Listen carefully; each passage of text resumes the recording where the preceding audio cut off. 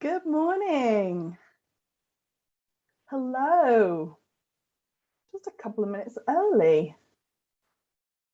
Let me pull up my PowerPoint.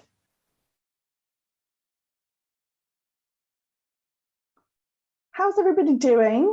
I'd love it if you would start off by popping into the chat and saying hi, telling me where you are watching from. I'm in Southeast London. It is actually quite a lovely sunny day today. So I'd love to know, where are you watching from, and yeah, what's the weather like for you? Always a good, it's always interesting to see what the weather's like for people. Right, let me share my screen. Near Winchester, Ellen's in near Cambridge, sunny Somerset. Okay, let's do that. I would love to just do a quick connection check. So if you look under, you should have reactions. You should have the opportunity to just raise your hand, which gives me a little wave hello. So perfect, you can all hear me. That's fantastic. Hi everybody. Fantastic. Welcome. See lots of you popping into the chat. We have got, let's see, in Hertford, Katie says, I grew up in Hoddesdon, so right, really close to you. Okay, Cambridge, Joy's near Winchester, it's sunny. Ellen's got sun near Cambridge, Joe's got sun in Somerset, Stephanie's got sun in Buckingham. Wow, everybody's got sun. Lindsay, hi Lindsay from the sunny Scottish borders. Shiv from the Stupid Store in Kent. Ah, okay, maybe not too far from me.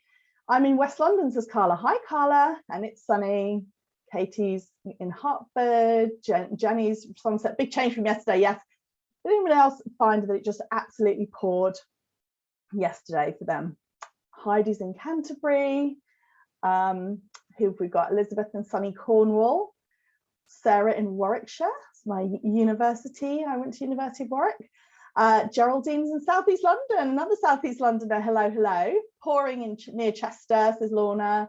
Lucinda's, hi Lucinda from Cardiff. Louise is in sunny Wiltshire. Abby's from sunny Norwich. Lots of sun, I'm loving this. Hi Cherise. Ashley's here, Amy's here from Cardiff. Helen in Devon, and it's sunny too. Joe's in North Yorkshire. Ismay's in Ashby de la Zouche in Leicester. Hi. Melanie says hi Melanie. Tori says hi from Yorkshire, sunny Scottish Highlands. Wow. Okay, lots of people here. Okay, so I'm guessing that overall we're saying sun. Okay, yeah, that's great. Lynn's here. Hi from Lynn from Lincolnshire. Victoria from Switzerland. Okay, who's the furthest? I always love to find this out too. Who's the nearest? Who's the furthest? We've already had Southeast London. Salome's from Zurich. Louise from Birmingham. Emma from Bristol. Ruth's got sun in Yorkshire, sunny Brighton for Holly, Rachel and Derby, sunny Cornwall. Hi from Brighton, says Pierre-Yves. Natalie, hi Natalie. Clapham, London, you must be pretty close. You're getting one of the closest, I'm sure. Hi from sunny Worthing. Oh, Victoria went to Warwick too. And Melanie did her PGCE in Warwick, lots of Warwick alum. Sunny Melrose, Scottish borders. Me too for Warwick Uni. Wow, oh my goodness, that's so funny. Paula, yes. Paula, my love, you are on mute. You're on. It's a webinar, so there's no video, no audio for the participants. So not to worry. If you're in your pajamas, no one can see you, and you don't have to worry about dogs barking, etc., etc. Although your dogs are very welcome to bark. You can't find mute either. No, don't worry. You're all on mute. This is a webinar as opposed to I'm working but also talking, says Paula. Yes. Sabella from Pivot. Oh, hi Sabella. I love your earrings. I am a very grateful recipient of your earrings, and I loved my latest pair, so thank you. So hi everybody. Oh my goodness, this is wonderful. I always love these talks. They are so it's just such a great opportunity to say hi to so many different people. We've got over 100 people watching with us live, and I know there will be a lot of people watching on the replay as well. So before we jump in, I just wanted to go over a couple of little things about housekeeping. People have already asked this, but just to make you aware, you are on a webinar. which means that you are muted, the camera's off. I know sometimes when I do these talks, we're on like a big Zoom meeting and I do ask people to keep an eye on the mute button, but you don't have to worry about that here, because the way that the webinar works is that you're just as viewing as an attendee. So not to worry, don't worry if you've got any noise or disruption going on in the background, you don't have to worry about that. Ruth says it's raining in Staffordshire, and Victoria's here from Eastbourne. So the couple of things to say. Zoom novice here, is there any sound? How do I turn it on? Helen, can you hear me? You should be able to hear me. I'm assuming everyone else can hear me, because they've all been interacting in the comments. So if you can't hear anything, then you might have to check your settings, but don't worry, your sound is not on. I'm going to do questions at the end. I'm going to go through some information. I'm going to do questions at the end. What I just want to draw your attention to is that there are two sections here. There's the chat section and there's the Q&A section. So the chat, as you've all been aware, is for chatting. I really encourage you to interact with each other. That's one of the nice things about these talks, is there's usually a lot of other product businesses going on, attending, so that if people often kind of make connections or realize they've got similarities, and it's just a great place to think of it as a little bit like virtual networking.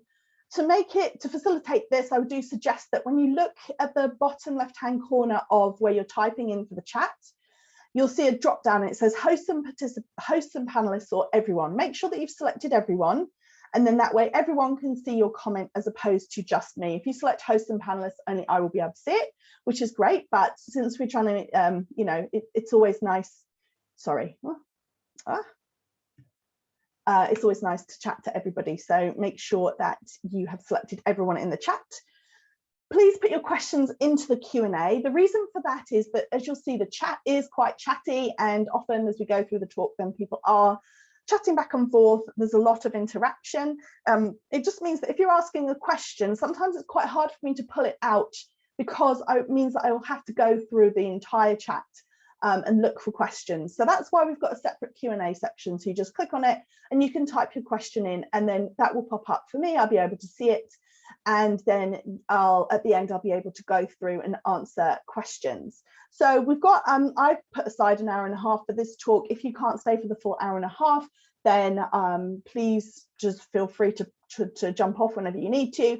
There is going to be a replay sent out to everybody, so you don't have to worry. Similarly, if anything happens in terms of, you get called away or anything like that, don't worry, the replay will be sent out. But I am going to stick around here and answer questions for as long as I can. So do feel free to ask your questions, and I will do my very best to get through to them. And even if you have to jump off before I've answered it, you'll get the replay for the recording as well. So don't worry about that. I have said my prayers to the internet gods, and my internet has been pretty good recently, but I do just always have to warn that very occasionally I get a wobble on my internet. If that happens, don't go anywhere, just stick around. It usually resolves itself within about 30 seconds. So if at any time I freeze, then just hang on there, hang with me. But as I said, it's been really good recently, although I think I just tempted fate with that. The other thing that I would love you to do is, if you are watching this and you're on Instagram, then why not share a screenshot of where you're watching and tag me at Resilient Retail Club. I always really enjoy seeing these, seeing people's notes, seeing people enjoying their breakfast while they're watching, whatever it is. Then do feel free to share. I love to see you tag me in. And then also, if you're watching on the replay, then tag me and let me know you're watching on the replay, because it's always really fun to see when people are tuning into the replay. Hi, Florence. Gabby's from Greenwich, London. Oh, we've got Tokyo, Japan here. Let's see who's this. Oh, Alex is from Tokyo. Amazing. And we've got Lauren from sunny Wiltshire. Oh, Grace is glad to be here. Glad to have you. Wonderful. So many of you here. So as I said, feel free to chat, drop your comments in the chat. Make sure you've got everyone selected. Questions at the end. Let's go. Okay, so I always like to start these talks off with a little bit of "you're in the right place." So any of this sound familiar to you, why not drop a number into the chat, tell us which one. If it's all of them, say it's all of them. So September's been a little up and down, I'd say. I don't want to say uniformly bad across the board. Yes, lots of people raising their hand. Yeah, for sure. So lots of people recognize this. Do you feel like you're struggling with motivation? Maybe sales have been fluctuating, all of them. Helen says 5, Lauren says 1, 2, Joyce says 5. So when this can happen, then it can really feel like you're doing something wrong. And a lot of people I know are in this situation where they've maybe outlaid for their Christmas stock, they've got their plans in place, and now it feels like you're holding your breath or you're waiting. Or even some people are saying it's like, you know, the bit where you're going up the roller coaster, you know, the roller coaster cart is going up a big incline. I don't know if anyone here is a big roller coaster fan, but it's going up and up and up and up the incline, and you're about to hit the top. And you don't know whether what's going to happen next is going to be terrifying or exhilarating or a mixture of both. And I think that that's really, for me, from what I've been hearing, how a lot of people are feeling. Okay, Nikki's had a good September. Woohoo! Love it. Yes, I don't want to say uniformly bad across the board by any means for September, but I do know that it's been a little bit rocky, and a lot of people have also had kind of, I think, variable summers as well. So some people have had a good summer, some people have had a tough summer, but it just means that mentally, I think a lot of people are in this place where, okay, it's been pretty variable. I'm all ready to go. So, you know, what's going to happen next? Summer's been doing good due to craft fairs. Online's been terrible. That's interesting. Yeah. So this is, I always just pop this in just to say, I'm sure for most of you watching, not all of you watching, this is not the case. Every time I talk about growing sales, you know, I always want to be really clear, there isn't a silver bullet. There's always a combination of factors. I also would say that this is for you if you sell your product in various different ways. And it's not so much to do with how you sell your product, it's to do with how you feel about your products. If you're somebody who's design-led, really cares about your product, really cares about your customer, then this is the right place for you. If you're somebody who's not that bothered, who's just in for a quick buck, which I'm certain is nobody watching, then this is maybe won't hit home so much. Oh, okay, so yeah. So Joe's saying she had a quiet August but went out to do pop-ups to try and reach a new market, and that helps. Interesting. Okay. I am going to talk about my membership very briefly at the end of this, and I do have a special offer for people who are not already members. I know there are lots of members for the Resilient Retail Club who are here. Thanks for joining me. I will take up a small amount of your time talking about it. Mostly I'm going to be going through the slides and answering your questions, but just wanted to give you a heads up. Very quickly before we jump in, a tiny little bit about me. This is my 21st year in the retail industry. I started in the year 2000 at Laura Ashley. I am a small business retail expert. I now work exclusively with independent retailers and brands. Down the right-hand side, we have a list of the places that I have given talks to, or the organizations that I'm part of. I'm very proud to be a Forbes contributor on the subject of starting and growing a product business. Which is a really fabulous opportunity, and it gives me loads of insight into the wider industry because I get to talk to lots of the experts about what's happening in retail. I've also been featured on the BBC radio and Times Radio. I am a Small Business Britain Small Business Champion, which I'm very proud of as well, and I am part of the Enterprise Nation School for Sales. I'm a School of Sales trainer. I've also given talks for numerous other organisations in collaboration with Small Business Britain, such as BT Square. I'm on the editorial board of Modern Retail, and I'm also a judge of the Good Retail Awards. So I would go as far as saying, if it's to do with retail, then I know about it. So that's what I'm going to be sharing with you today, some of my insight of both the overall industry knowledge, but also my experience of working with hundreds of brands and retailers over the last 3 years. We've been running my own business. And why do I run my own business? Well, I couldn't help this joke. This is me literally hanging out in my garden in my egg chair. But really, for me, running your own business is about having that freedom and flexibility. It was something I definitely did not have when I worked in the corporate world. So, for example, my most recent role in corporate was at Paperchase. I left there at the end of 2017, and for me, it was all about getting that flexibility, more time with my family, and certainly I've really appreciated that flexibility the last couple of years. And that's really why I do what I do, because I want to help you do the same with your business. Okay, Helen, can't hear anything. Well, if you can't hear anything, you can't hear me say this, but you might want to turn it off and on again. Everyone else can hear, right? I'm assuming if we had a problem with sound, more people would be having problems. Yes. Okay. All right. Okay, great. So what are we going to talk about today? We're going to be talking about what's ahead for Christmas 2021, and we're also going to be talking about my tips to grow your Christmas sales. So what's in store for Christmas 2021? Well, what I want to do is just start off and talking a little bit about Christmas as a season. And what I really want you, if you take away nothing else from today, what I really want you to take away is the fact that this is the season that everything is still to play for. So this is something that I affectionately call the cycle of doom. I don't know if anyone else recognizes this. I've talked about this before in previous talks, but this is something that happens to small businesses, well, particularly to small businesses, because often it's you or you and a very small team running it. So you're more prone to getting into this cycle when things slow down. So you have slower sales, you have loss of confidence, so you take less action. Because you're taking less action, you have slower sales, you have loss of confidence, and it goes around and around. And a lot of people recognize this, which is again why I wanted to have this talk, because as I said, if there's nothing else that you take away from today's talk, think about the cycle of doom, ask yourself, are you stuck in it? And ask yourself what you need to do to get yourself out of it, because we are about to head into Christmas. And what I wanted to share with you here, this is, I believe, from the Office of National Statistics. This is the UK retail sales in billions in GBP. And it goes from February 2014 and it goes all the way up to the latest figures they had, which was in May 21. Oh, thanks so much to everyone who's helping Helen out with her sound. Yeah, so I don't really know what to suggest, except maybe try and disconnect and reconnect, I'm not sure. So as you can see, this is an interesting graph because no prizes for guessing what these peaks are. So if you can see here, my cursor on the screen, you can see that there are very distinct peaks, which is the Christmas selling period.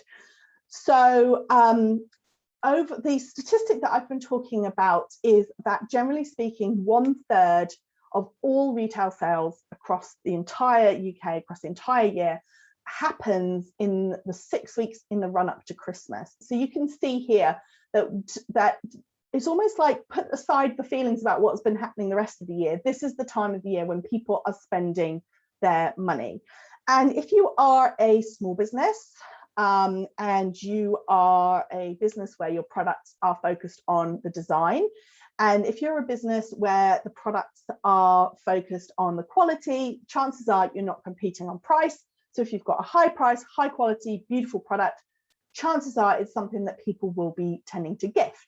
So if you are a gifting led brand, then you will most likely not be seeing 1/3 of your sales coming in the 6 weeks in the run up to Christmas. You will be most likely seeing 40% or even 50% or even 80%. Some of my clients maybe even be at 90% if they're super seasonal. I was talking about this the other day, and somebody had said, Naomi, I'm not sure if she's here, was saying that their sales in the 6 weeks in the run up to Christmas was 55% of their annual turnover.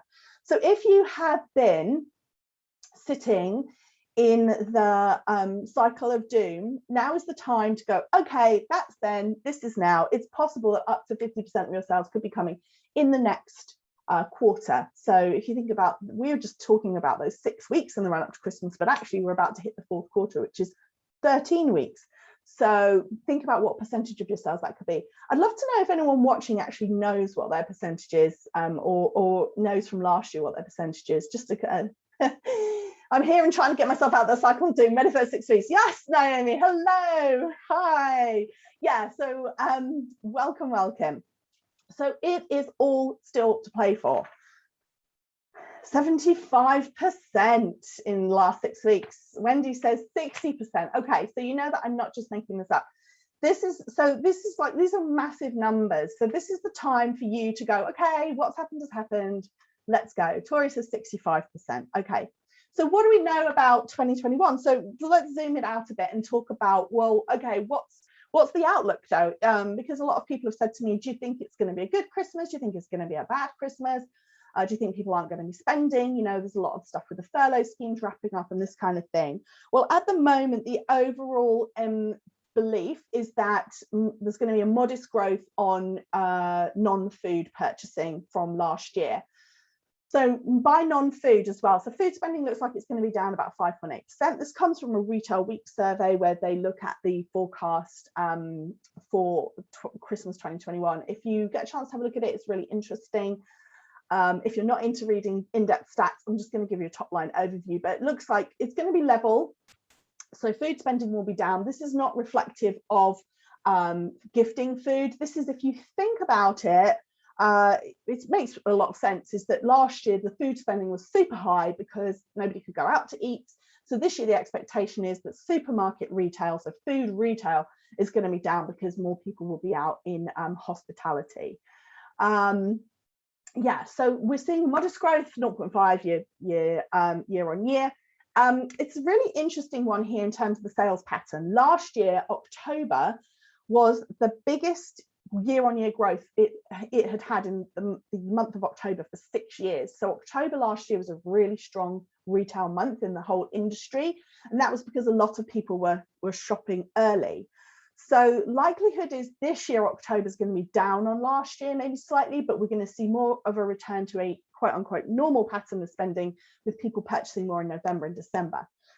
That said, I'm going to talk a little bit about disruption in a minute. I do think that everything that's happened in the last week with the fuel shortage is going to spook the customers a bit.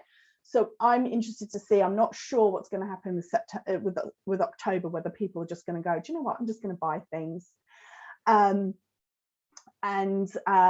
Yeah, it's wait to be seen. So the original outlook was that October was going to be lower than last year, which doesn't help if you're sitting here thinking, oh great, I've got to hold my nerve for another month. It may just still be worth bearing that in mind. So see how your October goes. But if the overall forecast was for it to be slightly down. The online sales penetration looks like it's going to be down to 29% versus 32% last year. So this is a graph that I love to show. This graph shows the internet sales as a percentage of total retail sales. What does that mean? That means for every pound that is spent in retail, how many pence is spent online versus offline. And it starts, you can see, back in 2006. This is also from the Office of National Statistics. So back in 2006, it was around 3%. So for every pound spent in retail, 3 pence was spent online. You can see, this is really, for me, this is the story of the last year and a half. So you can see that this is approximately January 2020. And then this was March when we went into lockdown. It jumped up to over a third, dipped down last summer, jumped up massively last year at around Christmas time because shops were closed. And then it's dropped off this year, which is why a lot of people, some people have been finding that their online sales have been slow. So what's the expectation? So you can see that over the summer, we were tracking sort of like low to mid 20s, mid 20s. And it's looking like the forecast is it's going to be closer to about 29-30%. So there's going to be more online shopping versus last year, versus the summer versus current. But obviously with the shops reopening, it's going to be down on last year, but then up on 2019. So in other words, it's not like people are not going to be shopping online. It's, if anything, online sales are going to grow compared to where they are right now. But good news as well for physical shops, because it looks like it's going to slightly even out between the two. It's not going to be quite as high as last year, which makes sense because last year absolutely everybody had to buy online, and we had what was known affectionately as Shipmageddon, where all of the carriers and everybody else just had really struggled basically to meet the demand, and as a result, some people were finding packages in March from this last Christmas. So it's not going to be quite as intense as that. But at the same time, I think there's another element which you can't really see on a statistics graph like this, but I think just to bear in mind is that over time, customers are getting more and more attached to the idea of shopping small, shopping independent. The customer has adopted the idea that shopping from an independent store or brand makes them is a good thing to do. It says good things about them as a person. And anytime the customer adopts a behavior as a positive thing, it means that it's much more likely to increase. And over time, we've seen a lot of evidence that's saying people are going to be wanting to shop more and more with independent brands and retailers. So all the evidence suggests that if you're an independent brand and retailer, that this is going to be a good Christmas for you. The overall spend is actually slightly up. There's the penetration of online versus last year is very slightly down, but not massively down. And at the same time, people are looking to shop with smaller businesses. So in other words, it should be a good Christmas. My prediction is it's going to be a really good Christmas for them. Okay, so the one caveat I'll say to this, I just had to add this in after everything that's been happening this week, is that you know, this is a little bit of a wild card. So obviously Brexit has caused supply chain disruption. It's not just Brexit though. I don't know if you've seen any of the retail news from the US, but some of those big US retailers are talking about potential Christmas disruption. Obviously fuel shortages, COVID impact on the supply chain, and general supply chain disruption all means that there is a sense of nervousness about the readiness for Christmas, and the customer, once the customer feels that nervousness, then that's when they start buying a little bit earlier.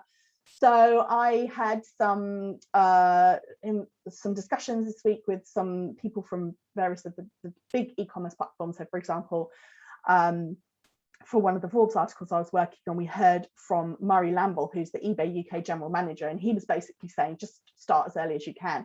So I guess what I would say is that in general, whatever you can do to get in early, if you're on the fence about should I get more supply, should I get more of this, should I get more of that, then I'd say the answer is almost always do what you can. Obviously, you have to draw the line between stockpiling and eating up all your cash, but always ask yourself that question, which is going to be worse, if I have too much or if I have too many? If I have too much or if I don't have enough. And I think if there's any risk to your sales if you don't have enough, I would be tempted to err on the side of getting it in while you can, especially things like packaging and supplies like that, because we know from last year that that was a real issue and peak.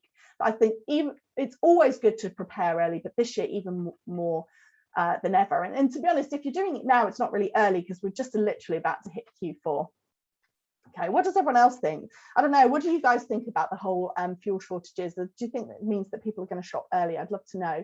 And actually, I'd love to know if anyone's already launched their Christmas products, because I know that there are several people who have launched them and are seeing them sell early. So it'd be great to get everyone's sense of what's happening with the customer.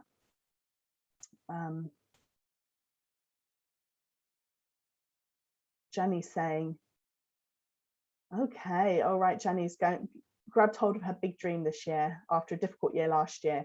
Well, good luck to you.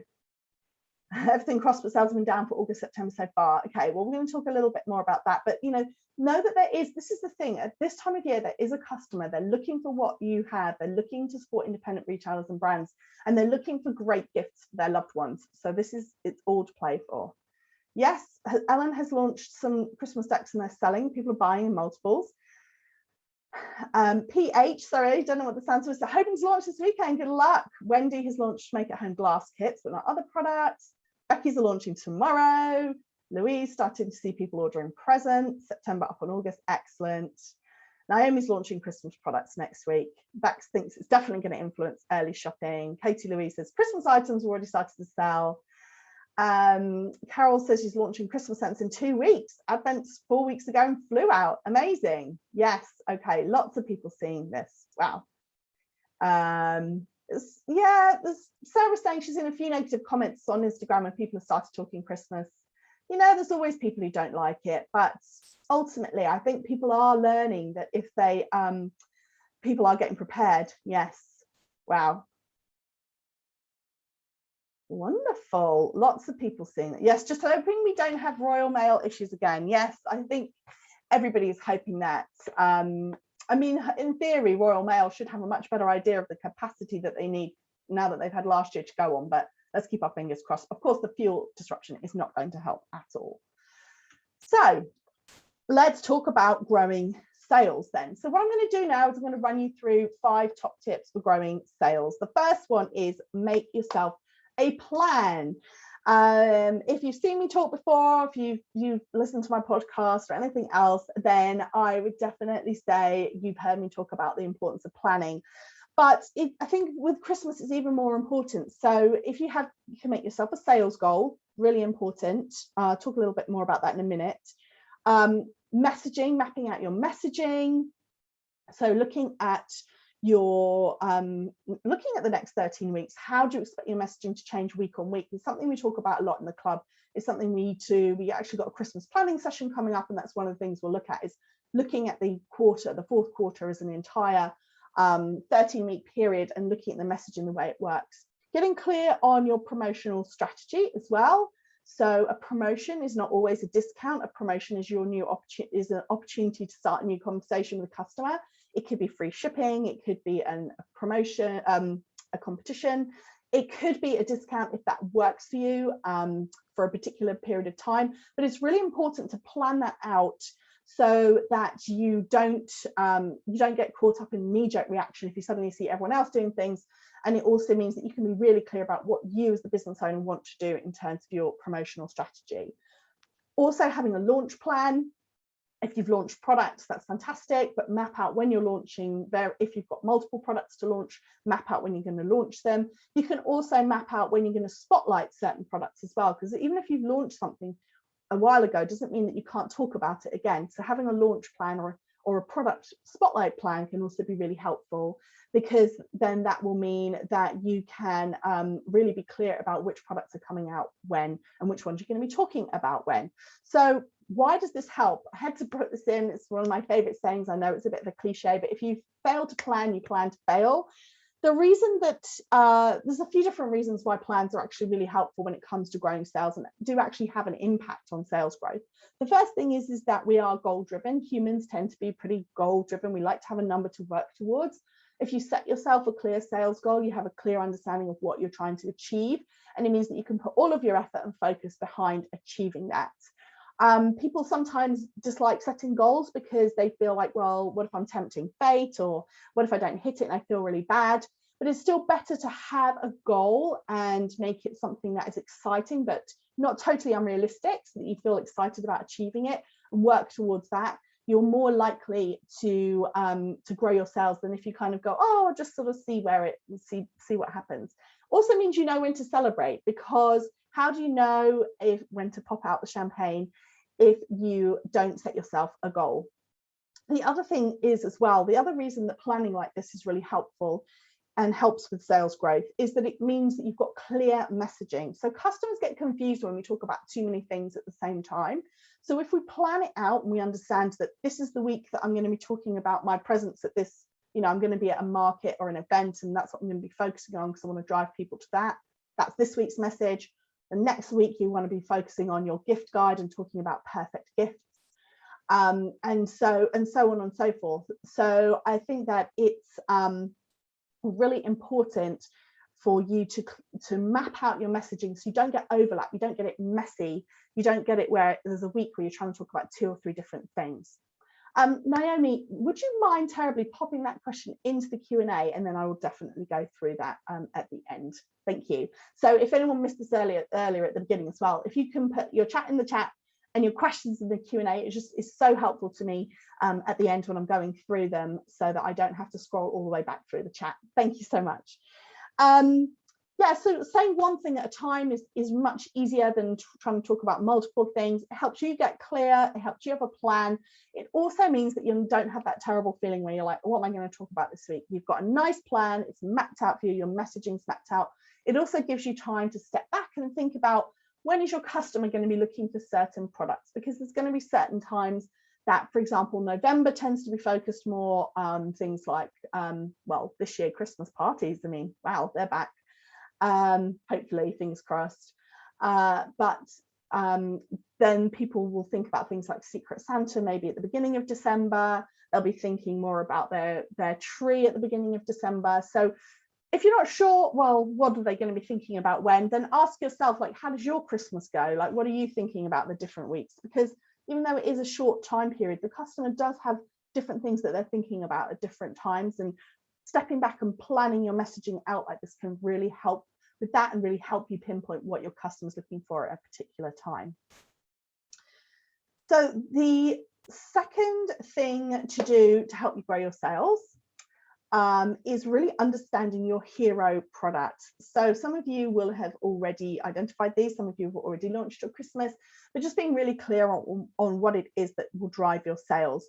Why is that going to help you sell more? Is it's because of something called the 80-20 rule, also known as Pareto's principle, which is where 80% of your sales are most likely to be coming from 20% of your product range.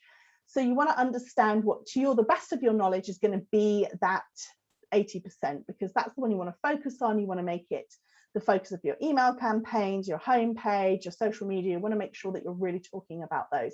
If you're going to an event or a fair, you want to make sure that that is front and center. What makes a hero product? Well, it will vary by business, obviously, but they're usually things that are giftable. It absolutely 100% does not have to be Christmas. So you may have something that's a bestseller throughout the year. That could also be your hero product at Christmas, as long as it's a giftable product. Make sure that you are focusing your gift on your gift offering and telling your customer about it again and again, making it really obvious. So make sure that if you can offer wrapping, written cards, direct to recipient delivery, we saw was huge last year. Maybe won't be quite so big this year if we're not locked down at Christmas, but it's still important to know that you offer it. I think a lot of people had a bit of a light bulb moment where they're like, oh, it's actually really nice when you have stuff sent directly. You don't have to do a giant pile of wrapping. Maybe that's just me, I don't know. But make sure that you are really, really focusing on your gifting, and you're really emphasizing that, that you offer these gift options, if in fact you do offer them. And if you don't, then I would suggest that you do think about that.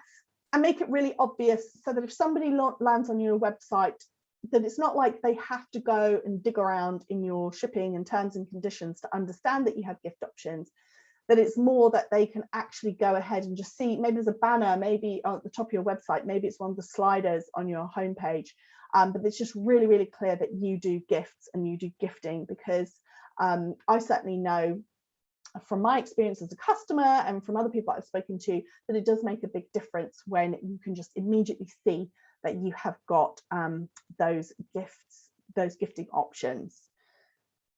What are we expecting people to be looking for? So Etsy has a trend expert, Dana Ison Johnson, and her thing was, she said, I expect to see shoppers opting for extra thoughtful gifts that create long-lasting memories. I think what we're expecting to see this year is, you know, people are really ready to celebrate Christmas after last year being a tough Christmas. So things like keepsakes, things that are reusable, decorations, personalization. It's been huge for a long time, but again this year, making it magical, so people are willing to go that extra mile. Food and drink, decorations and wrap, matching Christmas pajamas, the whole thing. People are really looking to make these magical memories and special moments this year more than ever, because last year's Christmas was, let's face it, a bit of a damp squib. So that's the focus. Of course, a lot of Christmas gifting is around this, but just remembering that kind of people are looking to make magical memories. It sounds like the John Lewis ad, but that is what this Christmas is going to be about even more than ever. So again, just thinking about your products, thinking about the focus on that. Eco-friendly and sustainable has always been, over the last couple of years, it's just been getting bigger and bigger and bigger. But we're seeing more and more evidence that customers are looking for these elements in their Christmas gifting. So making sure that you're really clear about that and upfront with your customer as well. Does anybody here feel like that's what they're seeing as well? You feel like people are really after those kind of special elements? The other thing that I'd say, just as a quick aside, is this is your opportunity. If you have, if you want to drive up the average basket size at Christmas, then people are going to. There's always a customer that wants the premium option. There's always going to be a customer. It's not saying that all of your prices have to be high, because I think people will be looking for a good value as well. But I think that, don't forget, there's, as much as the majority of Christmas purchasing, there's a lot of that sweet spot of like 25, 30. Even, can you offer something that's 50 or 75, even if it's just, say, a bigger version of something that you already offer, or a bundle version? Just putting it out there, because actually, if you're in the market to spend that kind of money, let's say you actually really want to spend like 50 or 75 because it's a special gift for somebody, then there will be people who will actually leave your website if they can't find something expensive enough, which I know sounds crazy, but it's definitely something to experiment with and see how that works out for you at Christmas. Because you know, when people are looking for those real special moments, then they are typically willing to buy something that they feel is great value and will offer them that sort of special extra level. Yes, Florence's bundles always work well for her. Yes, Helen's saying that eco and sustainable products are definitely more popular. Okay, so pre-prepare, this kind of comes off the back of planning. What can you pre-prepare? Now is actually a really good time to do this. Can you write 2 feed posts, get them lined up, pre-write emails? If you know you're going to be sending email marketing out at certain times, you can write those now. Things like your packaging, can you make up boxes? I know it's hard to store them if they're all made up, but is there anything that you can do in terms of getting ahead? And then any other assets that you might use, whether that's pins for Pinterest or anything else really. You know, what could you make now that you wouldn't have to make later? If you already know what your hero products are, if you know what your messaging is week by week, there's a lot of this stuff that you can just do and make and get done.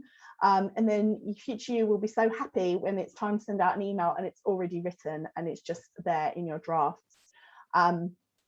So I think, why does this help grow sales? Well, it helps grow sales because really you want to be looking at nothing but selling and delighting your customer during the months of November and December. So whatever it is that you can do now to mean that in November and December you don't have to do anything else, then I would just, again, take that time to really think it through and just pre-prepare as much as you possibly can. Abby says, oh yes, okay, so Helen's going to try bundles. Abby says, handmade eco-conscious products, definitely seen sales going up. Love this. Okay, Florence says, Instagram still won't let me make draft posts, so frustrating. Yeah, Florence, I mean, people have got some good suggestions here later.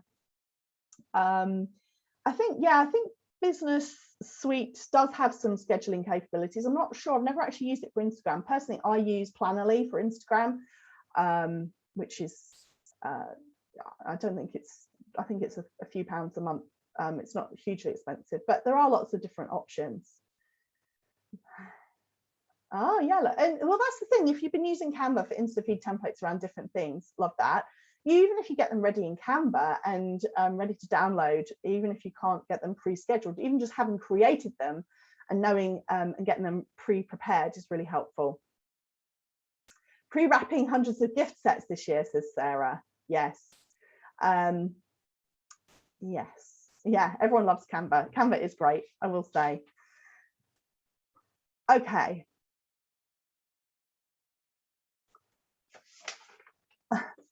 Point number 4, maybe this is a little controversial, but something else to think about when it comes to growing your sales. Don't put all your eggs in the Insta basket. So this is just a reminder that obviously Instagram is an amazing tool. It's an absolutely fabulous tool, and it is a great tool for building, you know, many people have built their businesses on Instagram. It is not a sales strategy, however. And I know that a lot of people have been struggling with the Instagram engagement recently. So I think what I would just really encourage you to do when it comes to Christmas is, rather than, also a lot of people have found it very demotivating. I've spoken to several people who found it really almost like crushingly disappointing to see their Instagram engagement dwindling. On that note, I think, you know, with Instagram, with any platform, then the more that you can really put yourself in your customers' shoes, and really think about, you know, what are they looking for right now? What content would most likely engage them? It's almost like every so often you have to kind of like reinvent your Instagram content. So, but that again is a huge effort, and it's tough to do in your busiest time of year. But I would just say to you, just don't forget about all of the other ways that are of driving your sales. There are different channels.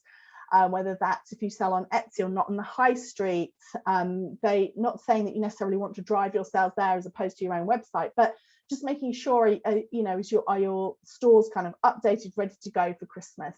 Don't forget about email marketing. Email marketing is so crucial. It is really talking to your warmest leads. So if you think about it, nobody's more likely to buy from you than somebody who has already bought from you. And so your email marketing goes straight to the people who are interested enough to either hear from you, to give you your email address to hear from you, or there's somebody who's bought from you previously. So they are absolutely the people that you don't want to forget about. You don't want to get so caught up in trying to figure out your Instagram that you forget to email your warmest leads. And just think about, if you're somebody who's got a seasonal product, think about everyone who bought it last year. Think about reaching out to them and asking them if they would like to buy it again this year. So my favorite example of this is last year I got an DM on Instagram from somebody who makes this calendar that for some reason, I'm not really sure why, my family, this is the 3rd year we bought this calendar, and it's got fruit on it. It's very lovely. It's like a letterpress calendar, and yeah, and the big highlight in my house is that when we get to guess what fruit comes next in the month, right? So, and normally we would buy it at Pecksmas, which is a Christmas market in Southeast London. It's very fabulous. This year, well, last year, sorry, of course, Pecksmas didn't go ahead, or didn't quite go ahead in the same way. And the person actually sent me a DM and said, oh, I know you bought this last year, just so you know, I'm doing a small run. And I wondered if you want to buy it, like the link's up in my bio type thing. And I was just like, this is the perfect example of, number one, I was a hero then, because I didn't, you know, there's only a small number of them, and the family would have been so upset if I hadn't got it for this year. The guy, you know, the people who were selling the calendar got a sale, but it was a very positive transaction. And I think definitely consider, if you're somebody who sells Christmas cards or advent calendars, if you sell diaries, or even if you sell Christmas products and people bought from you last year, like, you know, reach out to them again. You can either reach out, obviously, if they've given you permission to contact them with marketing emails, you can either send out a blanket email, or even think about, if you've got a smaller business or a smaller number of customers, dropping them a message, dropping them an individual message and saying, hey, you bought this last year, just so you know. Which, because sometimes we think about our customers as kind of big anonymous blob, but actually they're real people, and sometimes reaching out directly to your warm customers who've already purchased from you is one of the best things that you can do as a business owner. So don't forget about that. Thinking about your SEO optimization, so things like putting descriptions like stocking filler or Secret Santa into your product description so that they may get picked up if people are searching for them. Obviously, SEO optimization isn't going to be like an instant switch where you suddenly get loads more sales, but it's just something to think about, and think about how people are searching for it. Thinking about press features as well. Either use something like PR Dispatch, which has got great information about getting into Christmas gift guides. Even local press, you know, talking to your local press can be really, really good for businesses.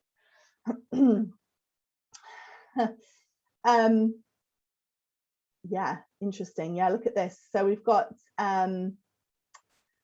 here just quickly saying that Helen says gets far more sales engagement from my email newsletter than Instagram. Yes, absolutely. It's still really important. Hillary sells mainly through Etsy, but started gathering an email list, getting a big response from direct email campaigns. Yes, Catherine's thinking about applying for Pecksmas. I'm very excited to be back there. It's hard to get custom when you're new. First time doing Christmas for my small business. Yeah, I hear you, Felicity. I think, sorry, the people I mentioned was PR Dispatch, Dispatch. Yeah, I think, but even thinking about this, if you're small, you have a small audience, it's your first Christmas, like you can still talk to your customers like they're humans, your audience. Just because you have a small audience doesn't mean that you can't make connections with people, and sometimes it's a little bit easier. Okay, so collaborations, that's the other thing that I wanted to say. And that is really about, I'm a big fan of collaborations. This is an opportunity where you would find another business that is complementary but non-competitive. So for example, you do amazing accessories and they do amazing jewelry, and you could maybe partner up with them, somewhere around the similar size with you. And then you can maybe do a joint giveaway or something like that, or even just swapping content or shouting each other out. Lots of different things that you can do.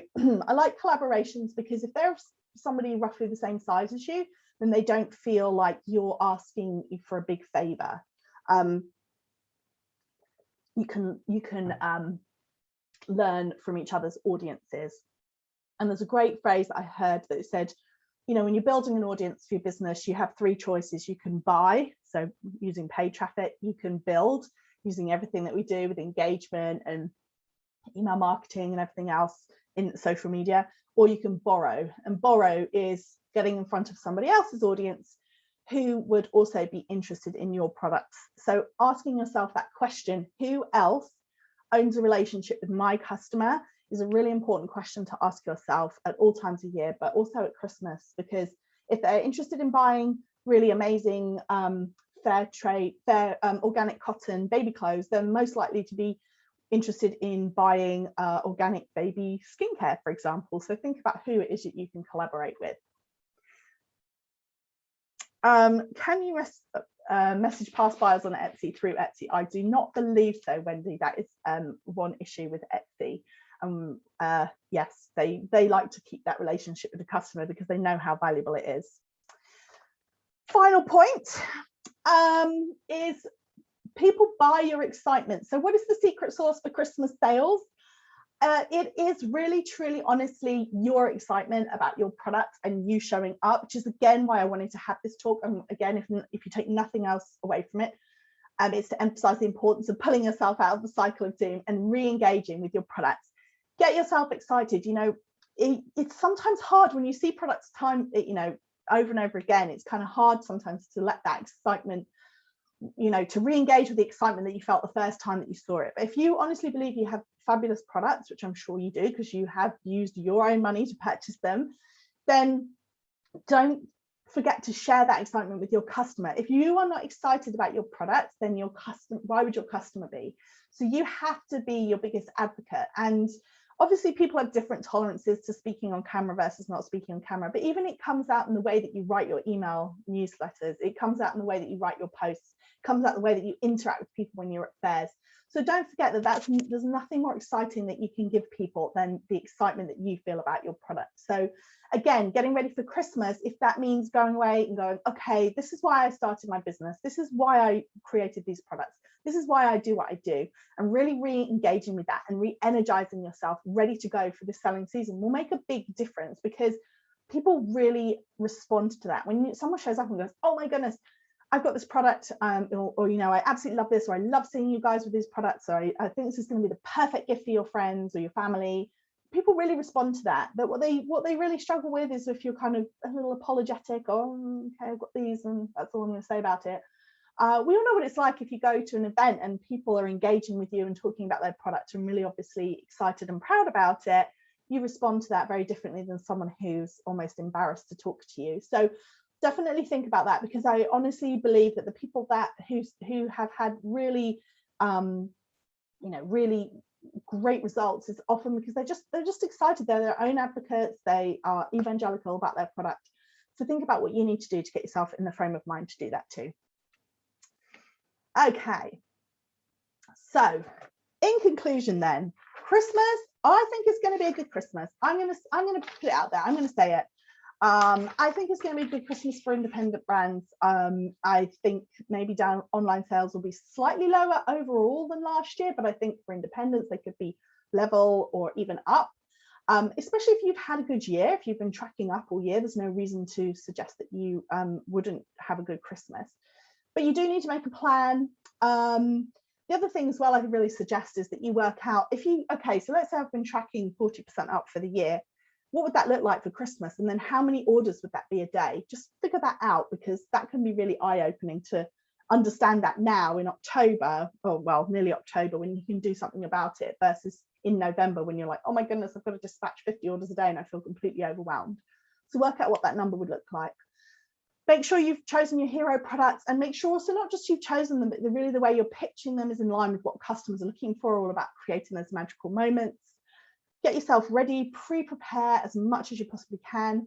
Think about all your different channels of communication, from email to Instagram to PR to everything else, as opposed to focusing just on one platform. And don't forget to sell your excitement. So do what you need to do to get yourself excited, whether it's listening to upbeat music before you talk about your products or whatever it is.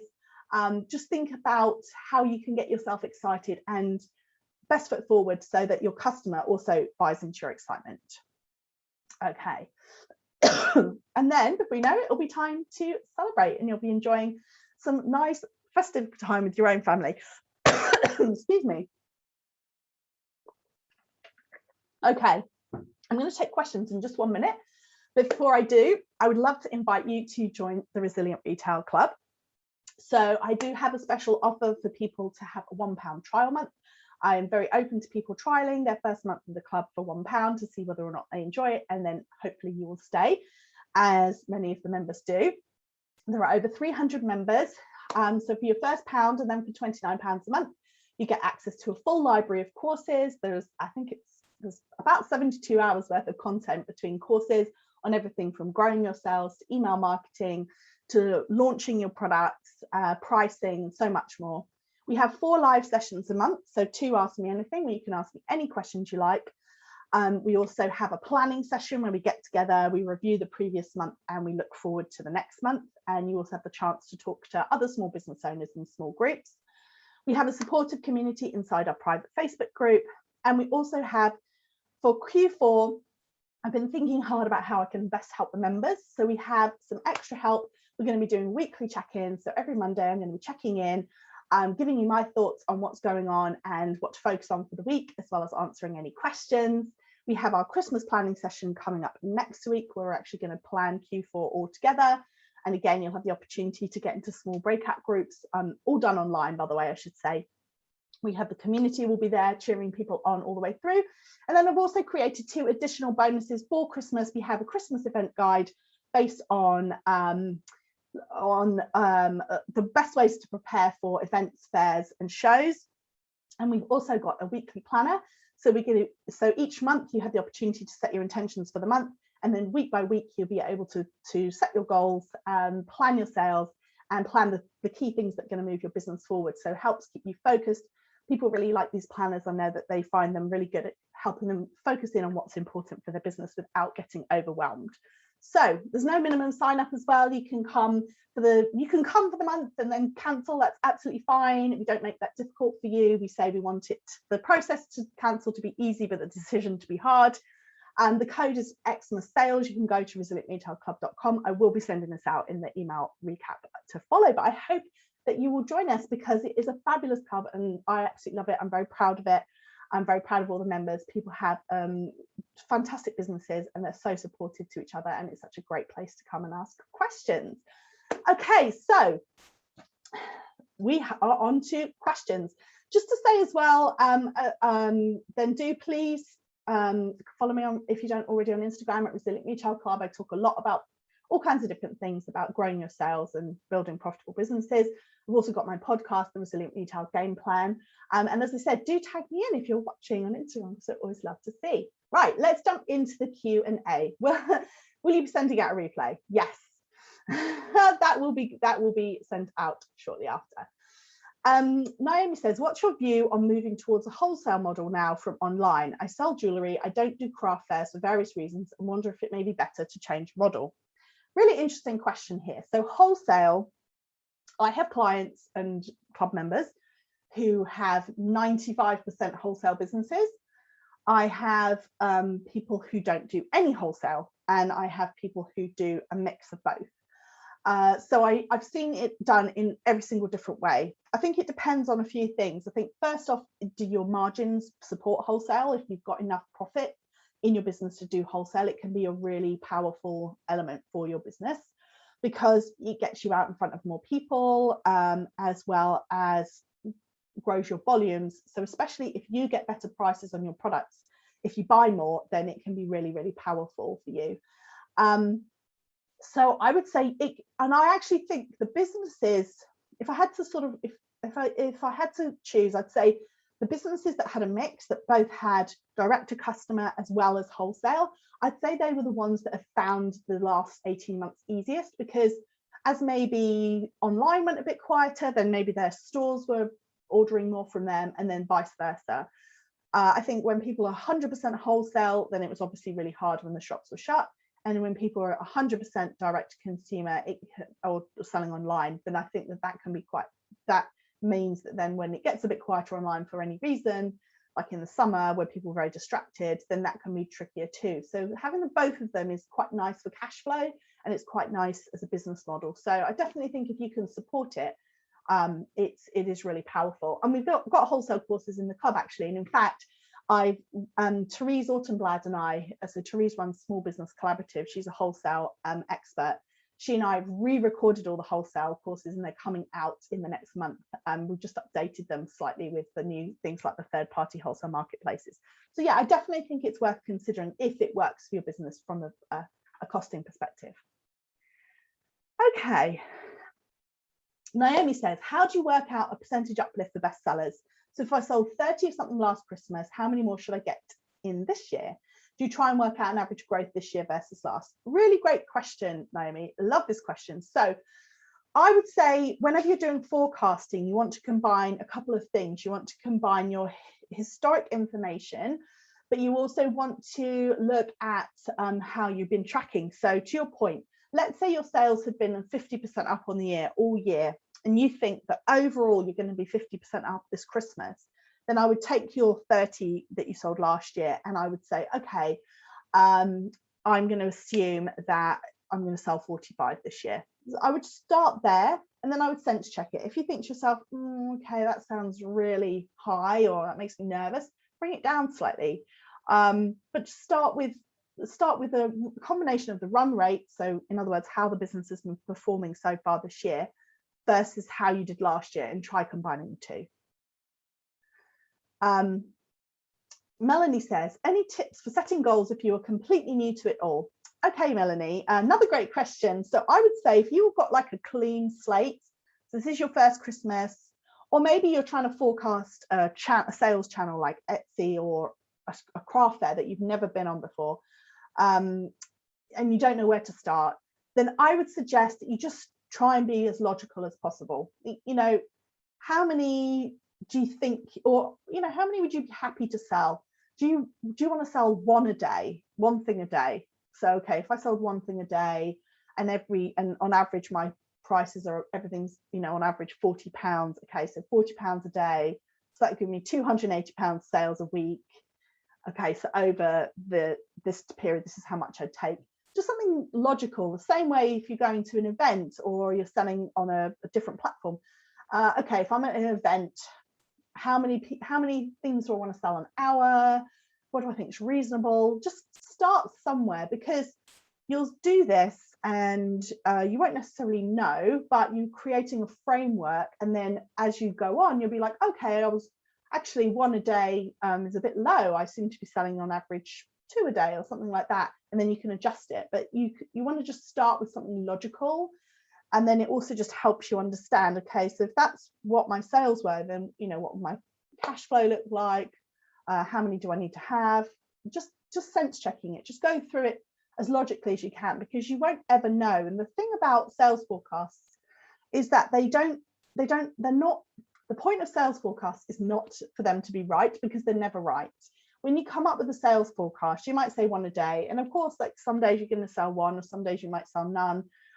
It doesn't necessarily matter. It's more about setting yourself a goal and then adjusting it as you go along, and keeping an eye on these numbers and focusing on what matters, as opposed to a year in going, oh, I don't know, how much do I normally take? I don't really know. And if you don't know how much you've got coming in, it's harder for you to do things like plan your cash flow, and figure out how much you can pay yourself and things like that.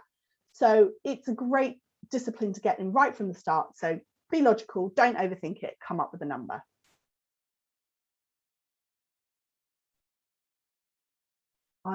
So Beck says, I'm wondering whether to do a Twixtmas sale, not done one before. Any advice and opinions?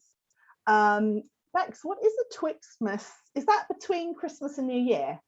Apologies if I'm being really dense. You can pop that in the chat.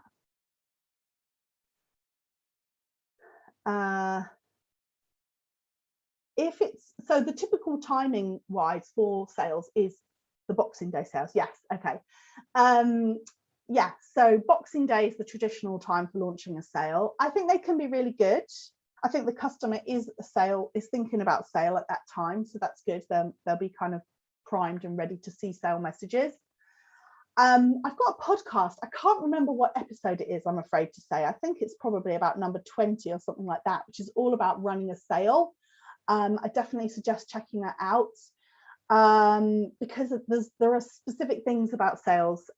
Sales are really useful for product businesses if you use them in the right way.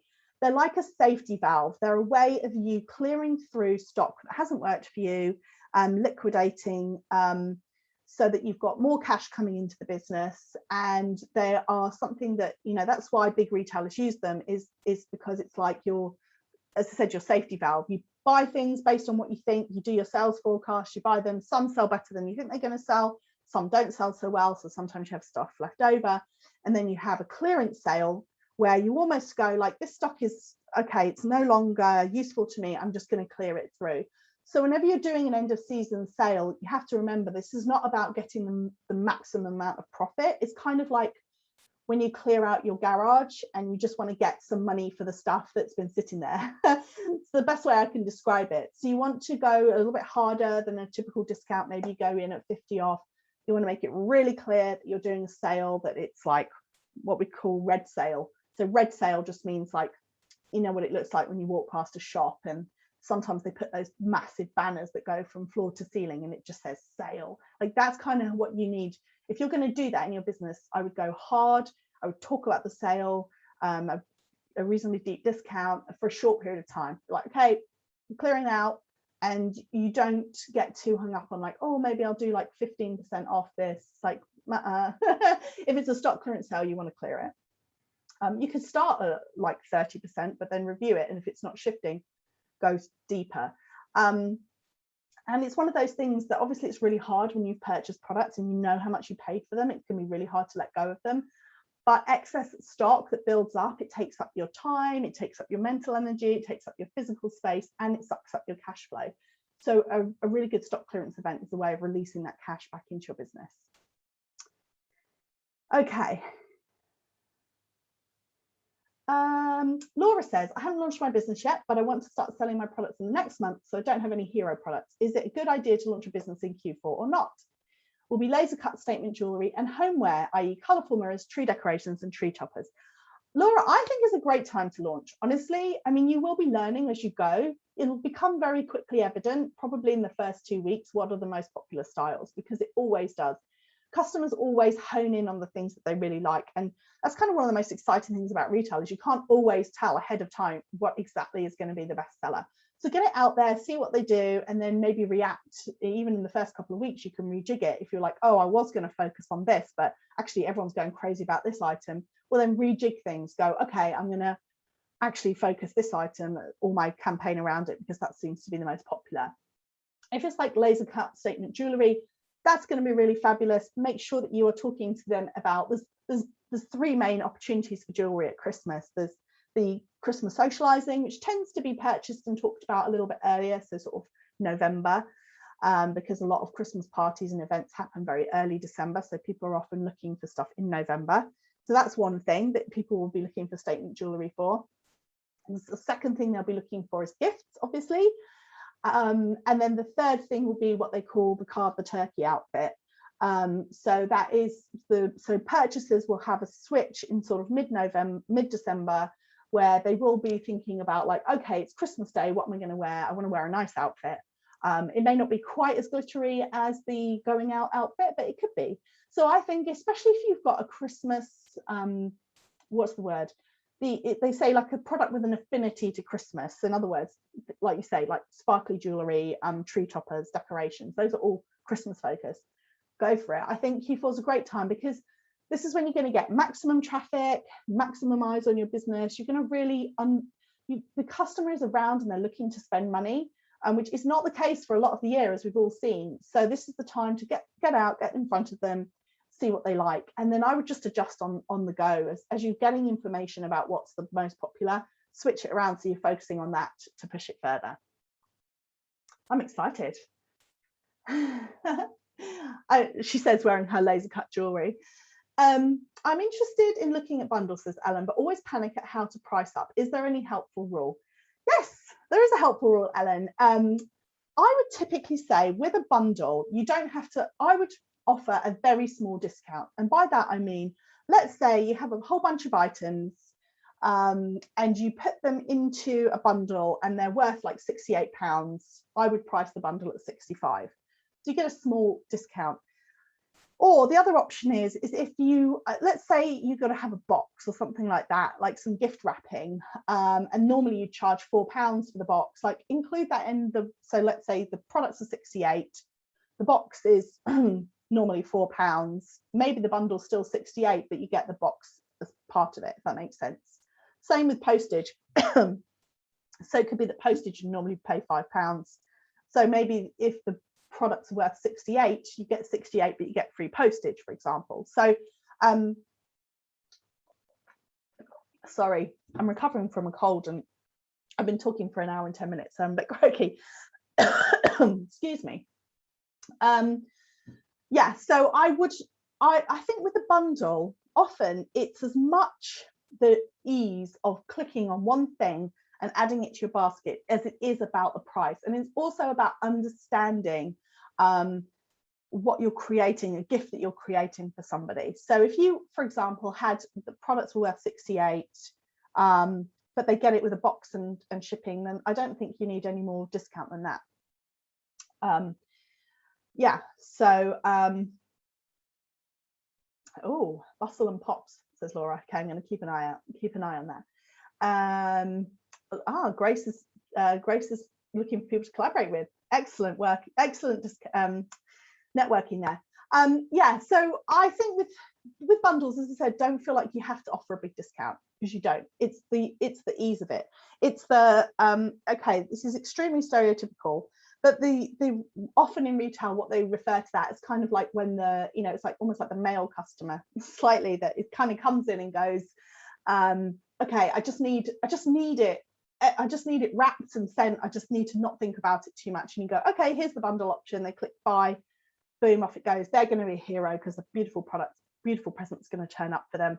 They didn't have to think about it too much. So bundles, as I said, you don't even have to offer a discount. It's sometimes just literally, I had something recently where I was buying a gift for a good friend of mine, and I actually would have spent more, but I just didn't have the option to. So again, sometimes it's just about offering something in that price point, because there's usually, like, as I said, sweet spot is that 25 to 30. That's a lot of gifting is purchased in that, but there will be that 50, 75, £100, £150 customer as well. So it's worth thinking about if you can create bundles for those, especially if it's not actually costing you much to create those bundles. It's just putting together products you already have. I hope that helps. Florence says, any tips about SEO? I did quite a bit when I built my website, but I feel like I've let that drop off the list. I mean, I think with SEO, so search engine optimization, which is all about how you get the search engines to see your website, it tends to be a long-term project, like a year, even 18 months sometimes, to see the effects of it. So it's not something that necessarily you'll see an immediate impact on. I would say with SEO, I would think that at this time of year, I'm always loath to suggest that people start any big kind of project in their business at this time of year, because the focus really needs to be on selling. I would say make sure that you've got like those Christmas friendly search terms in your product descriptions. Other than that, I would say that if you feel like you've let it slip, I would maybe go in January and either do a course on learning how to do SEO, or look at something like, I personally use a service called Hike. I'm going to type it in the chat, Hike SEO, where they basically sort of skim your website and then tell you what you need to do. But I think, I don't know if making SEO changes right now would necessarily, you'd have time for them to bed in, because even if they do it quickly, it'd still be 3 months. But I think the key thing is making sure that if people are searching for those Christmas related terms, that you've got those. Kate says, hello, is it okay to collect emails at fairs? Can we do this keeping data online?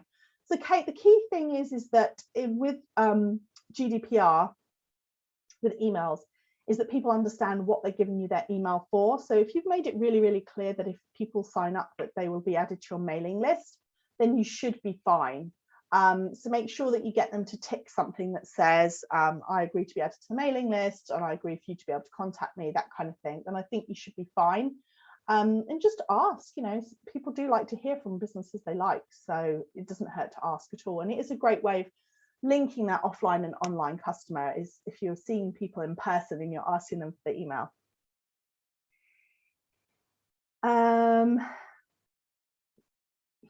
Florence says, also, I've always thought my budget was too low for promotions on Facebook and Insta. Any thoughts on this? Okay, so paid traffic is something that you know, is transformational for businesses, for sure. A lot of businesses that grow will use it. I would say, again, it's something that you either want to learn how to do yourself, or you want to pay someone to do it for you. Again, I think if you're not running ads now, I think it would be hard to learn how to do it effectively, and then actually implement it in time for Christmas. I think that would be a difficult one. In terms of budget, I think it really depends. I know some people say that you have to have a massive budget. I also know some people start small with a smaller budget. I think it really depends. I think it's harder to test things and kind of figure out what's working and not working unless you've got the budget. I think the other thing with ads is that what I've always been told is that, you know, only spend the money on ads that you can afford to lose, because especially when you start out, you can't guarantee you're going to get that money back. So just bear that in mind. But I would say, again, I kind of feel like with SEO, I don't know. I mean, that's like a whole big project to either learn how to do ads. I mean, unless you were able to find someone who had capacity to take you on and help you now. But again, I feel like that would, yeah, that's a lot would have to happen in a very short time, if that makes sense. So I hope I answered that correct. I hope that answered clearly. Rosalind, hello, my love. I'm looking to launch my new gift sets in 2 weeks' time. Is that too soon for Christmas? Any tips on how to launch gift sets, as this is the first time I've launched sets? There isn't much profit on the product, so I'm not planning to give a discount for the gift sets. Is this a good idea? Do I need to give a discount? Thanks, Rosalind. So Rosalind, I think we've probably covered that. We were talking about the bundles. I think any tips for launching gift sets, I don't think it's too soon for Christmas. As we said, lots of people have already launched their Christmas. People are aware of all of the craziness that's been going on with fuel shortages and things. So I think people are open to that message of buy it now, make sure you've got it in time for Christmas type thing. But somebody was telling me, I have a client who is a quite seasonal business, and they are sending, not just people buying Merry Christmas items, but they're actually sending them to somebody with a card that says Merry Christmas. And that was 2 weeks ago they said that. It boggles my mind. So some people are getting ready. So I do not think it's too early to talk about it. Any tips for launching gift sets? I think it's the same for launching anything. It's like being really clear about what you get, just making sure that you, I often talk about, so I have a course in the club called Love Your Launches, and one of the things I suggest is you think about the multiplier questions, the who, when, where, what, how, and why. So why have you created this bundle? Who is it for? What's inside it? What do you get? Just really emphasizing the value that they're getting and why it's exciting and why it's a great gift. And I absolutely think you don't need to have a discount. As I said, if you're getting it the set and it's gift wrapped, sometimes people do bundles that aren't even a discount at all. It's just that it's like exclusive product that they hadn't launched previously. So definitely don't feel like a bundle has to be a discount. I would say it's about making it easy, making a perfect gift, and giving people what they want. Good luck. Okay, Steph says, gift sets include a book token with one of my handmade leather bookmarks. Lovely. Thanks, Cherise. I'm glad you enjoyed it. Okay, so all right. So Florence has got a project for next year. Okay, so Steph says, I'm a new business, haven't done a Christmas period yet. Do you have any advice about balancing your online products and market stall products? I only have so much capacity to make my products, and I'm unsure where to prioritize stock. Thanks. Oh, okay, that's a really interesting question. Okay, I would say that you can't show up to a stall with, you know, like an empty stall. I suppose you want to prioritize where you think you're going to sell it.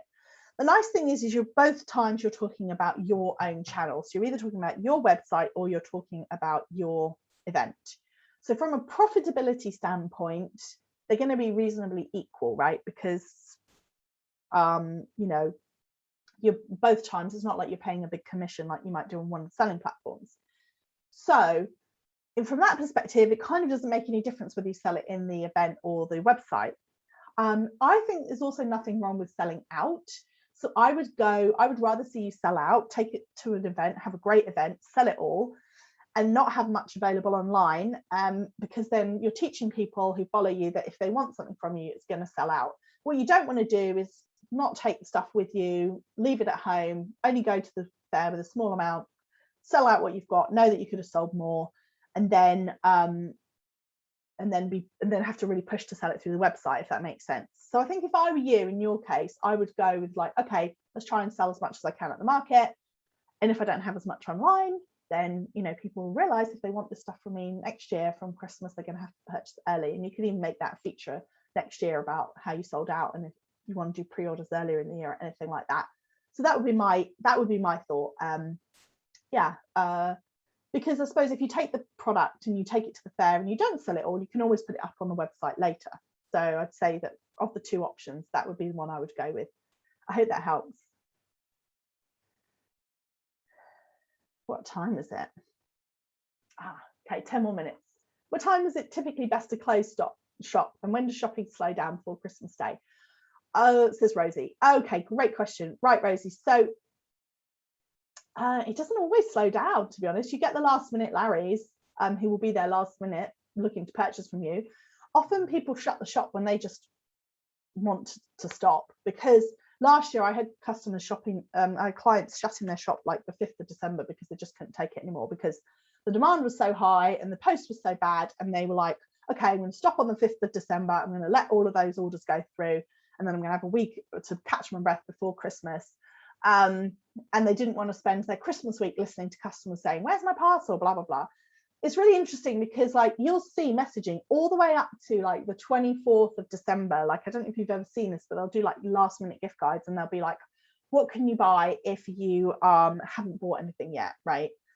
So there will be people who will wait all the way to the end, the 24th, and then they'll run around and buy things. So I do think that the demand goes right the way up. In fact, I can tell you that in places like Paperchase, like Christmas Eve is a big day, like big day.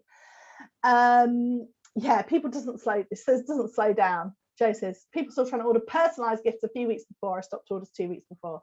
Yeah, so it doesn't really, it slows down. To be honest, actually Christmas used to be like a 0 day for retail, but now apparently it's not. It's a fairly big online retail day. Either people are like, oh, I'm seeing people on Boxing Day, let's get something, or they're like, oh, I didn't get what I wanted, I'm going to buy myself a treat on Christmas Day. So people shop on Christmas Day. So it doesn't slow down, is your answer.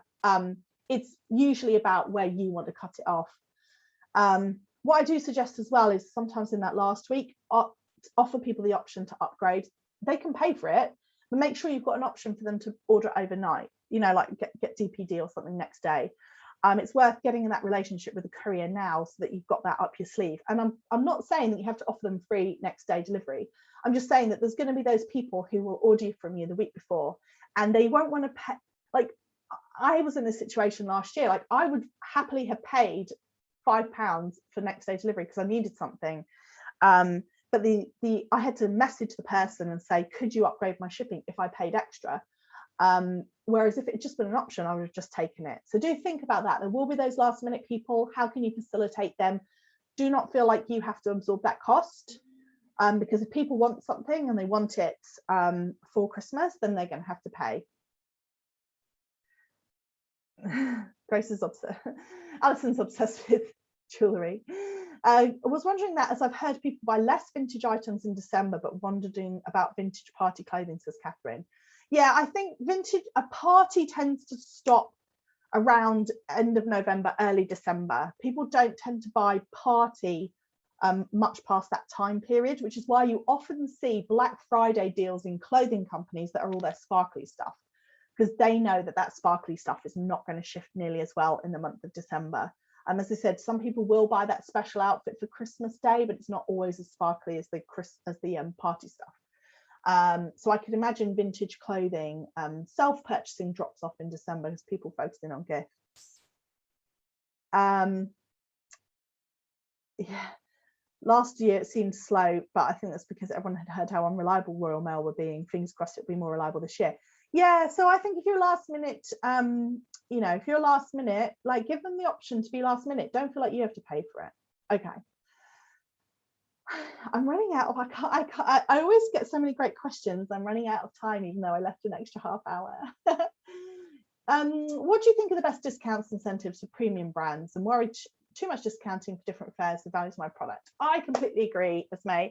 I don't think that you have to discount very much at all. I can wheel out my favorite saying, which is that discounts are like spices. A little bit makes things interesting and too much ruins everything. So don't feel like you have to discount. The best incentive for premium is often personal touch, you know, depending on your price point. Like, can you almost talk to your customers individually? Like big retailers, big premium retailers do a lot of what they call clienteling, where they're reaching out to individual customers and they're saying, hey, I think you'd love this, I'd love that. It's not about offering a discount, it's offering them something personalized, personal touch service. Could it be free gift wrap? Could it be free shipping? There are different ways of kind of incentivizing purchase without a discount. And you may choose to do one discount a year. You may choose to do no discounts a year. Either way is fine. It's totally up to you. But I agree. I think once you start discounting too often, people just won't buy from you at full price. Bina says, I'm a visual artist and also make original handmade cards where I sell them as small, affordable pieces of art that can be framed. What would be my best exposure? Approach independent retailers, online, Etsy. I do not have a shop as yet, but I'm selling smaller pieces via artist support pledge on my own website to get the sort of feeler. Okay, each one of them is very different, you know. I mean, you could, independent retailers, if you've got the margin, if you will make enough money selling to them, that's definitely an option. Galleries. Etsy, you get lots of traffic. You just don't, well, Etsy, the site gets lots of traffic. You still got to point it towards your particular business. Excuse me. Not very attractive to watch someone coughing on camera. I think if I were you, I might start on Etsy actually and see how you get along. Etsy is a good place to start, and you may want to move more to your own website over time. Your own website gives you the most control, but you have to work harder to push your audience there, if that makes sense. So there's kind of pros and cons of both. But you know, Etsy is a very visual platform, so it's likely that you will get your customer. Also ask yourself, where is your customer? Do they shop on Etsy? Do they shop in your local shops? Or are they more likely to come find you on the web? Ask yourself that and then decide where would be the best place. Okay. Katia says, I do named embroidery towels. How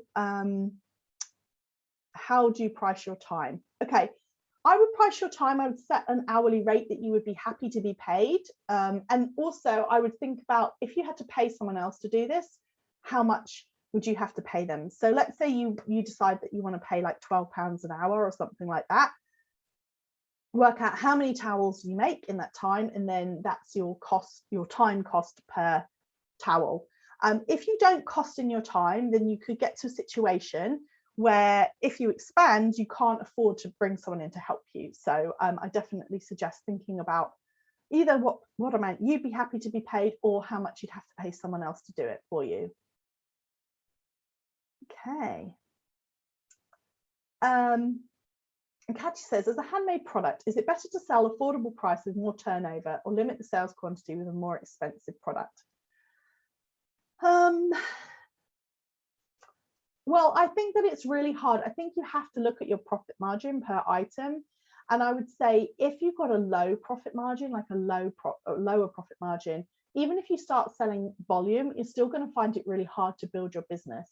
So I would go about setting your price correctly based on what your customer will be willing to spend, based on what your competition are looking at.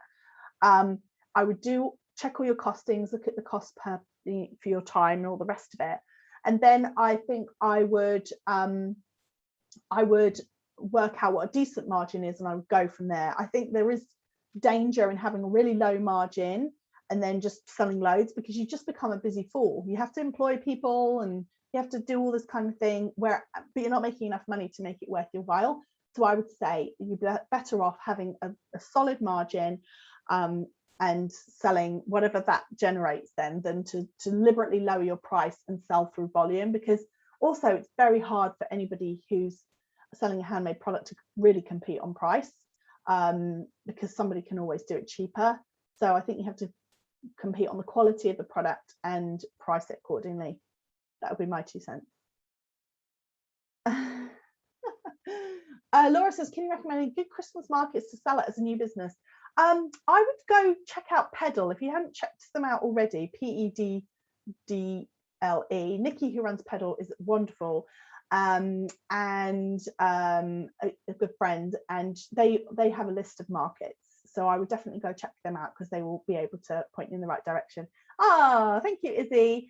Really recommend the content. Anyone who's thinking about it. Thank you. Wonderful.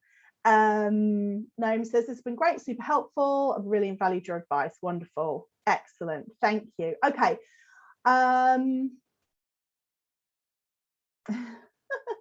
Which desk light do you use? I spotted one in your intro photo. I can't remember. I'll have to have a look at that. Let's have a look. Any more questions before I wrap this up? Is it a good idea to launch? Oh, hi, Joe. To my Christmas PJs and twinning winter PJs ASAP. I think if you've got them ready to go, Joe, then it looks like there's a customer out there who's shopping early. And also launching something now doesn't mean you can't talk about it and do a big hoopla about it later. So I would get it up on your website and see what people say, especially if you've got the stock, you know, because it all helps with cash flow, doesn't it? My intro photo. Oh, let's check. What desk light do I use? Yeah, so Bina, again, I would suggest you look at Pedal. They have lists of events. Just checking I've got all these. What are your suggestions regarding raising prices for the festive period? Oh dear, I would say I would never suggest that you raise the prices specifically for Christmas. I think you can have some higher priced options which you make by creating bundles, but I would never suggest actually raising your prices specifically for Christmas. I think that's one of the things you're trying to do here is you're trying to build trust with your customer.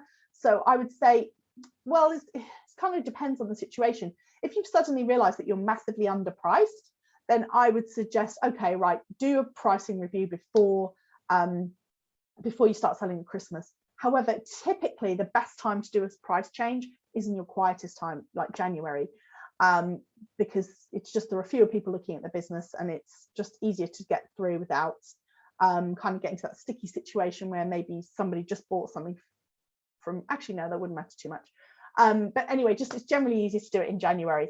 So I would never suggest that you raise the prices just for Christmas. I think that does not build trust with your customer. Fiona, hello my lovely. Catherine, shall I bring my Christmas shop launch forward? We plan for the end of October, but Christmas is everywhere and I don't want to miss the boat. I mean, again, like if you're ready to go, if it's all ready, you could even just have it up on your website and without making a big fanfare. If the stock's there ready to go, then it doesn't hurt, does it? I think you could even if you just get it live and then make your big like bang launch, like the big talking about it all the time, all over social media, you can make that for the end of October. But if you want to just get the products up there on the website to sit there and see if anyone comes along and buys them, then again, that all really helps with cash flow. So why not? That would be my 2 cents. Right, I've done something in my presentation. Yes, so as I said, I will be sending out the email afterwards with the club offer. So if you're not a club member, then do come join us, take advantage of the £1 offer. See if you like it and stick around if you do.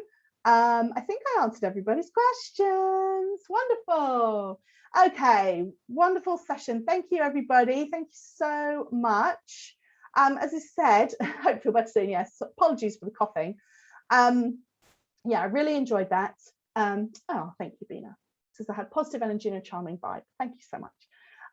Yeah, I'm really excited, and I think it's going to be a good Christmas. So get yourself focused, get yourself in the mindset that you sell your business, you sell your excitement. If you know, ask yourself, like, this is the best Christmas gift someone could possibly give their friends and family, and this is why. And I'm going to tell the world about it. Get out there, sell it. You know, think about all the different ways that you can sell it. Set yourself a goal. Make sure you celebrate when you hit that goal. Get yourself ready. Do what you can now. You've got about 4 weeks before it all really starts ramping up, probably. Although, as I said, Christmas has started for a lot of people already. So just do what you can to get yourself ahead. And really, the earlier the better, to be honest, for sales. It all helps with cash flow, and it all helps with getting that customer who's out there looking. Come see me on Instagram. If you don't follow me already, then give me a follow, shoot me a DM if you've got any questions afterwards. Otherwise, I will see you in the club. Hope you'll come and join us, and I hope you're feeling motivated and ready to go. Fantastic. Thanks, everybody.